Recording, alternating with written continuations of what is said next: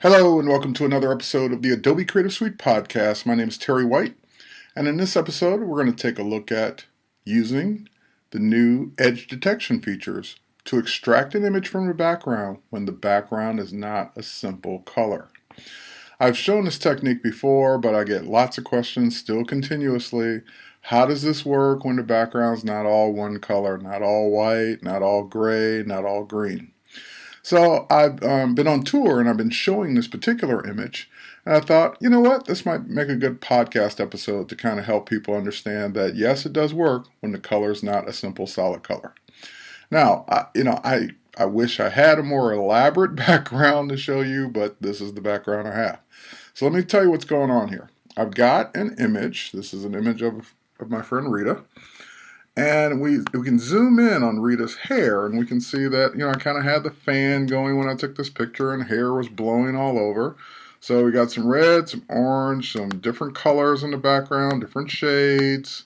If we zoom around here, just different things going on.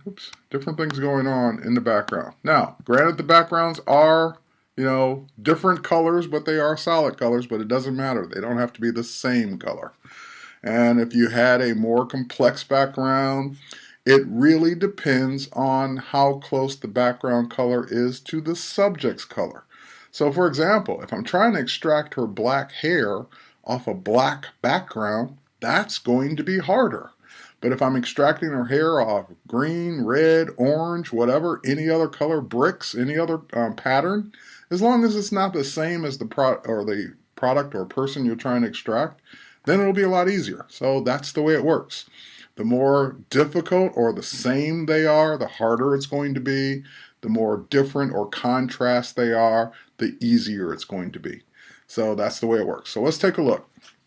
Now I've also done, I've taken a liberty of dragging the Rita image onto the background that I really want to composite it on. So if you look at my layers panel over here, I've got two layers, my new background that I want it to be on, and of course Rita with her red striped cloth kind of thing going on here.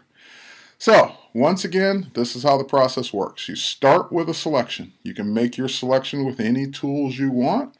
I like to start with Quick Select because, as the name implies, it is a quick select tool. Now I'm using a Wacom tablet. Of course, I prefer to use a Wacom tablet when I'm in Photoshop, but you can certainly do this with a mouse. It just won't be as easy. Now, Quick Select is not the most accurate select, so it kind of jumped up there and grabbed something else. Don't worry about that. I'll take care of that in a moment. I'll just go ahead and make sure I get all the areas I want before I worry about taking out the areas I don't want. Okay, so now I don't want this area up here, so I'm going to hold down my Option key on the Mac or Alt key on Windows to kind of subtract some of this area going around the hair. And, Quick Select, it's going to do the best it can, but it was never designed for these soft, frizzy edges like hair. So, I can kind of get in closer, kind of get more of the hair, but it's never going to be a great selection of hair. It's just a tool that wasn't designed for that. Now we've got an area in here. I'm just going to make my brush smaller. Hold down my Option or Alt key to kind of subtract that. And as Quick Select, as the name implies, it gave us a quick selection of Rita. Now, if it did a perfect selection of the hair, we wouldn't need anything else. But that's the whole point. It's not designed for hair. So I'm just going to go ahead and just maybe clean that up a little bit more, knowing that that's about as good as it's going to get with this tool. Okay, so now that you have any selection made, again, with any selection tool you prefer, you'll notice that as long as you're on a selection tool, you'll have the choice of Refine Edge, and that's where the new magic appears in CS5. Now, there was a Refine Edge button in CS4, but it's totally different technology. It's brand new technology in CS5, brand new dialog box, brand new everything. So when I click Refine Edge in CS5, I get the Refine Edge dialog box. Now let me show you where it starts off. I have the ability to look at the marching ants, which is what we were looking at before we came into this. A red overlay, and again, this is kind of showing me the mask I would have now as a red overlay with the horrible selection around the hair. I can look at it on black, which again, showing me some of the red and orange and different colors that are blending in. I can look at it on white, same thing. I can see areas I missed, areas that it did good, areas it didn't do good on. Black and white, again, I can see how hard edged that mask is. I also see an area up there I'd want to fix. And my favorite one, when I've already drug the image onto its new background, is I get to see it on layers. I get to see it against the background that it's ultimately going to be on anyway. So that's the one I'm going to go with. I'm just going to click out of this. And now we see it on the existing background, but we're in this dialog box to continue working on it. So the next step, and again we can just go all the way down the box here, is the edge detection feature. And this is, again, new technology inside of CS5. And as we've done different selections in all the previous versions of Photoshop, all of the tools that we've come out with to do selections were always targeted at one type of selection or the other. For example, we had this great extract filter. The extract filter was really designed for hair, soft edges, things like fur, but not really good for hard edges. Then we had the quick select, that we introduced, I believe, in CS4. Again, great for those hard edge selections. But what we didn't have was a good way to do both at the same time, soft edges and hard edges. So that's what this edge detection will do. Now we have a nice hard edge around the shoulder, but of course softer edges around the hair. And what this will do is when I turn on Smart Radius, well, nothing happens while the slider's on 0. But if I drag this over, it will start to soften up the hair and sharpen up the edges that it needs to keep sharp. So I can continue to drag this over. And like any slider, at some point, you're going to start getting too much. You're going to start bringing in too much of the old background. So you'll need to, and I'll exaggerate it here. You can see where it's starting to bring in a lot of the fuzz, which is a good thing, but it may be bringing in too much or softening up as I'm starting to lose some of the shoulder in there.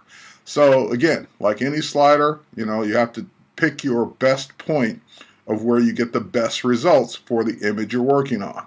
So I kind of want the hair soft, but I still want the shoulders sharp. So I'll kind of pick a midpoint there where I'm getting kind of the best of both worlds. If I go back down, though, that looks pretty good too. All right, so I could play with that for about 5 minutes, but I think you get the idea. Pick a point, wherever that point is, and again, if you go too far, you'll definitely get the soft edges around the hair, but then you'll start to lose the other edges that you may want. Okay, so next, to the left of that is the Refine Radius tool, and I've shown this tool before. This tool is designed to clean up the edges that you may have missed, that you didn't mean to get, that edges or colors, like for example, I can still see some of the red under her chin from the old background. That's what this tool is for. It's a good cleanup tool to kind of refine your selection. That's why it's called Refine Radius. And it is selected by default. So the minute I come over here, I have a nice brush that I can work with. I can make that brush bigger or smaller, just like you would any other painting tool inside of Photoshop. And you notice it also has a target in the middle of it. That little plus sign is designed to target the original background. So as I drag around, you'll start to see the original background color come in. But what it's doing is I'm telling it that's the color I don't want. You can bring in anything else within the radius of the brush that's not that color. So what I do is I end up getting more of the hair because the hair wasn't the red that I started with. But so it starts to bring in those other colors like the black of her hair. So here, let's go ahead and zoom in a little on the shoulders here. Or I'm sorry, not the shoulder, but the chin. We'll go back to the Refine Radius. And I'll just tell it that I don't want that part of red underneath there. Now, the other problem, and again, this is with that radius shift here that I was doing, starting to bring out or starting to lose too much of that shoulder, so I can start pulling that back to kind of sharpen that edge up. So that's a brush or slider that you're going to have to play with till you get the result that you want. Now, if it's starting to cut in too much because there was like a black stripe, I believe, going up on one of those cloths, so it's starting to eliminate some of the hair. You can also do the opposite. So you can hold down the Option key and you can say, that's the color I do want, and it'll start to bring that color back in. So that's the part I did not want. There we go. So you'll basically go around refining the edge of your selection to bring in the areas or colors that you want or get rid of the ones you don't want. So again, continue to work on that. And I could spend all day kind of just going around, refining the edges, making sure I got it, but I just wanted to point out this is how this tool works. And as you saw when I started, I did not start with a simple background, simple one color. It's got multiple colors in there, so that's why it requires a little bit more refining. Now, let's go ahead and zoom out a little bit on this. We're doing pretty good. Let's go back into Refine Edge here, and let's take a look at a couple more controls. Now, I don't often work with the, I'm just going to pull that up just a little bit. I don't often work with the smooth, feather, and contrast for these type of selections, but I do work with Shift Edge. And this is another way of kind of tightening up that selection. So I can expand it, have it go out and grab more if I was, I'm exaggerating, but if I was missing more of the background, I can get more.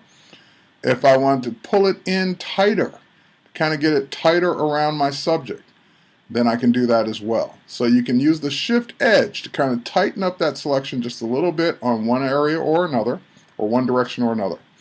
Now I'm going to point out or zoom into an area here behind the head. Here, let's move this over, where we're kind of getting some of the red from that cloth that was behind her head reflecting onto her hair. That's what this decontaminate colors is for. When you turn this on, see here, I turn it off, you can kind of see the red in the hair here. When I turn it on, her hair kind of goes back to the black, gray color or lighter color that it is. So that's decontaminating the background color, which sometimes reflects onto your subject.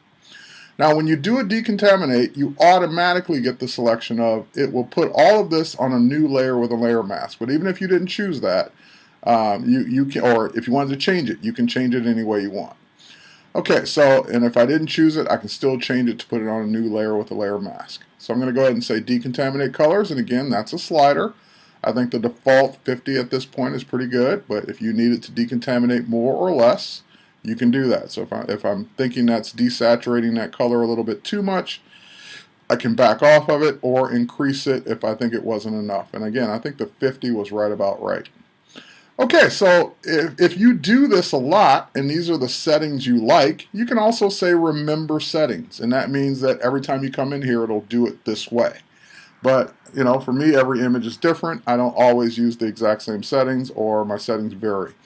So in this case, now what? When I click OK, the beauty of new layer with layer mask is that it will hide my original, but keep it, and give me a brand new layer with an editable mask that I can now turn on, turn off, see the mask, work with the mask, refine the mask, adjust the mask. So for example, if I didn't like some of her hair here, I can just go ahead and end this with a black paintbrush and kind of refine that hair out. I've got my brush turned down a bit here.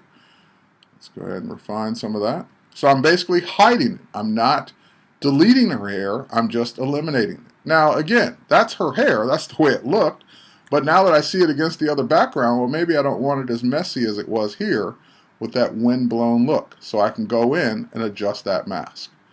Okay? So there you have it. That's it, folks.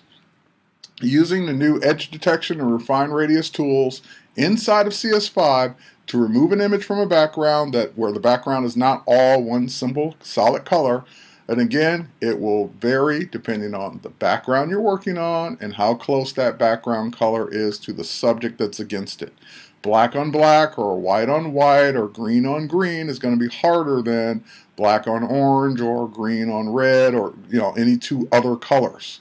And if there's a pattern in it, it should work okay. It'll just depend on the pattern if it's not the same that's on the subject. So with that, thanks again, folks. Hope you enjoyed this episode of the Adobe Creative Suite podcast. My name is Terry White. We'll catch you next time.